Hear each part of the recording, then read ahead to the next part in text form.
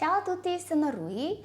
Oggi parliamo un argomento che mi avevate chiesto in tanti, o delle ricette o proprio delle spiegazioni. Infatti oggi parliamo delle alghe. Allora, io inizierei così. Intanto vi spiego un attimo quante specie di alghe, ovviamente quelli principali che uso, quanti tipi ci sono e poi passiamo a fare anche due ricette con le alghe. Le ricette di oggi sono tutte vegane perché alga effettivamente è un vegetale che vi permette di avere tantissimi piatti vegani in caso se avete bisogno. Andiamo a conoscere intanto un attimo che cos'è questa specie che in Oriente è molto usato, mentre qua in Occidente forse è conosciuto di meno.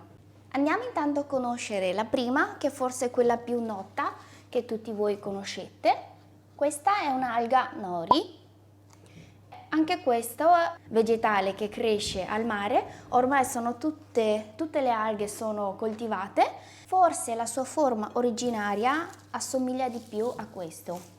Anche questo è un'alga nori, ma viene pressato, quindi viene messo tutte le piccole alghe insieme. Questo vi avevo fatto vedere anche nei video dove facevo le zuppe, magari. Si potrebbe togliere dei piccoli pezzi e buttare direttamente nel vostro brodo, nella vostra zuppa.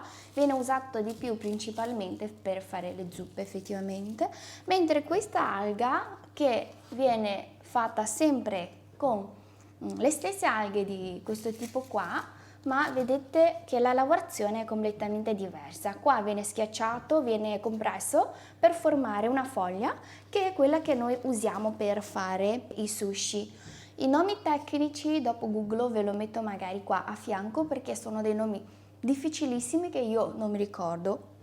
Siamo a un'altra specie di alga che vedendolo così secondo me fate fatica a riconoscere, però è quel tipo di alga che voi spesso trovate nel vostro zuppa di miso. Infatti zuppa di miso viene fatto con questo alga e tofu principalmente e poi viene aggiunto la crema di miso. E queste alghe potete metterlo intanto un attimo in acqua fredda, in 5 minuti si riaprono, potete farlo sia come insalata, quindi da crudo, dopo averlo ben lavato, oppure cucinare nelle zuppe, nelle brodo, anche questo ci sono un sacco di ricette da fare. Poi c'è un'altra alga che mi avevate sempre chiesto, è questo. Se avete presente, questa è l'alga che spesso trovate come antipasti nei ristoranti giapponesi.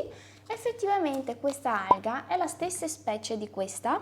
Di solito quello che trovate sono delle alghe già condite, marinate, con sesamo e altri ingredienti. Potete in realtà già acquistarlo così dai supermercati asiatici, che sia cinesi che sia giapponesi, di solito lo vendono direttamente già congelato nel congelatore. Trovate, potete farlo sciogliere, versate nel piatto ed è un piatto di antipasto già pronto.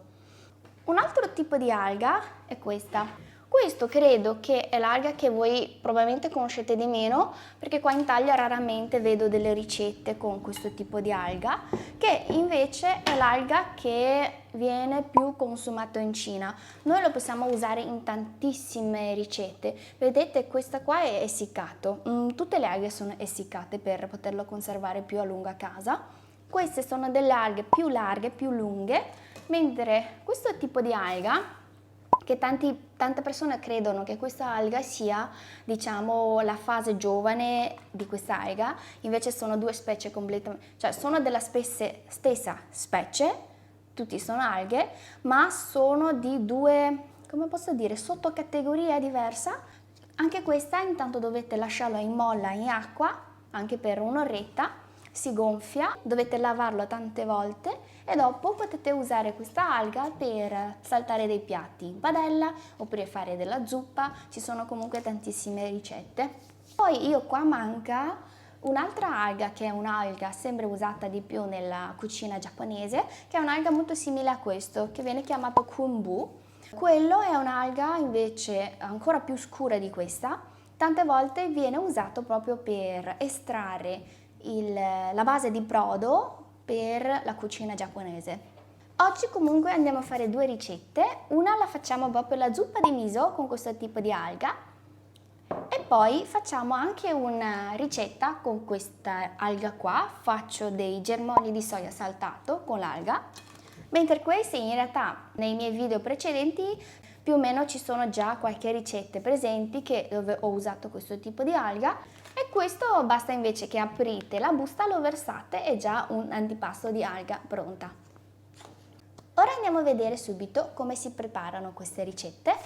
Gli ingredienti principali della zuppa di miso è sicuramente il miso, poi in realtà altri ingredienti sono abbastanza semplici. Le alghe che avevamo parlato prima, un cubetto di tofu, si usa di più il tofu tenero e poi avremo bisogno un po' di katsuobushi e un po' di kombu per fare il brodo, ma in realtà anche se non ce l'avete non è che non si fa, è un po' più professionale, però in caso se non ce l'avete potete usare solamente zuppa di miso, tante volte faccio anch'io solo con il miso, e poi un po' di cipollotto per la guarnizione.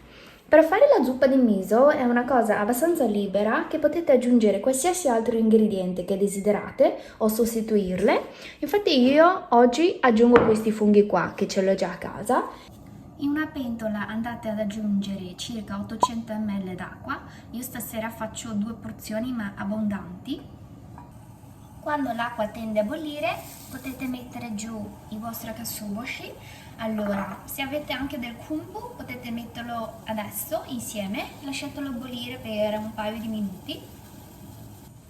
Dopo un paio di minuti notate che l'acqua ha cambiato leggermente colore, ora possiamo eliminare tutto questo. Andiamo a sciogliere il miso nella zuppa. Ok, ora buttiamo giù dentro per prima i funghi, che è la cosa che richiede di più tempo di cottura. Io sto esagerando la porzione dei funghi perché assolutamente lo devo finire. Sì, mettiamo il tofu dopo, no dopo amore. Lasciamo intanto bollire questo.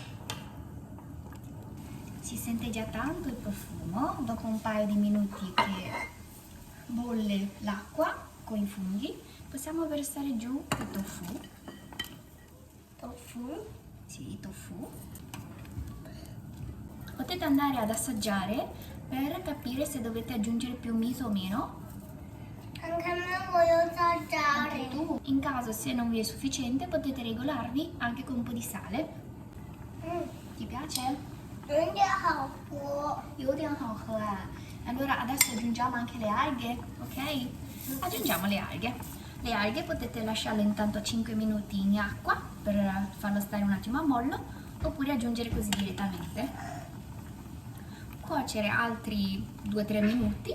Vado a prendere una torta. Va bene. Lasciatelo cuocere per un altro paio di minuti.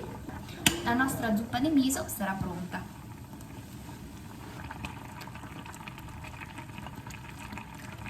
Possiamo prendere la nostra ciotola,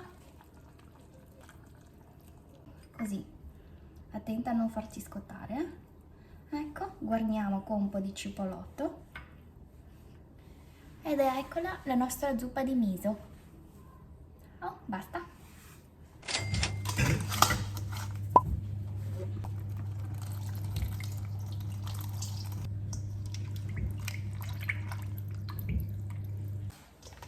Dopo un po' le alghe sono diventate così e dobbiamo lavarlo tante volte per farlo togliere questa cosa viscidosa che c'è fuori, che appare fuori sull'alga. Lo facciamo sciacquare tantissime volte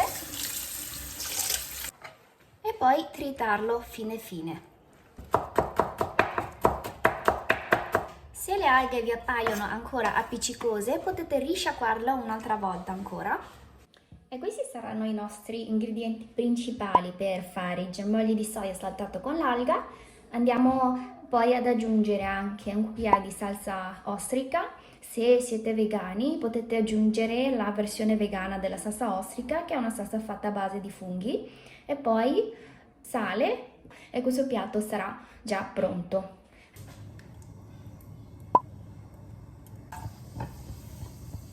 Facciamo soffriggere qualche secondo l'aglio aggiungiamo le alghe.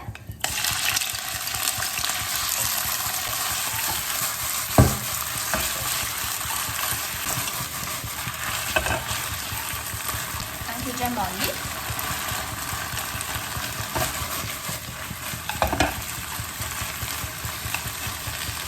Fateli soffriggere per un attimo. In realtà in questa ricetta voi potete aggiungere anche carota oppure anche sedano, aggiungendo queste altre verdure date anche un po' di colore in più, diventerà anche un piatto più bello. Aggiungiamo un cucchiaio di aceto.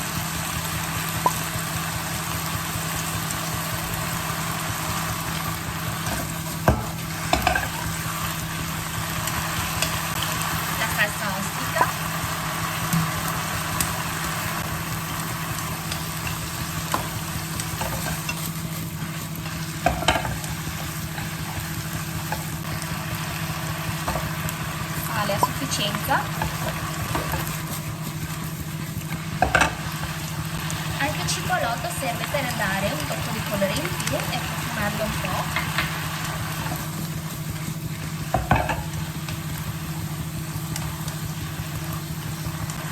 E voilà, il nostro piatto è pronto. Cosa c'è? Esatto. Siamo pronti per cenare.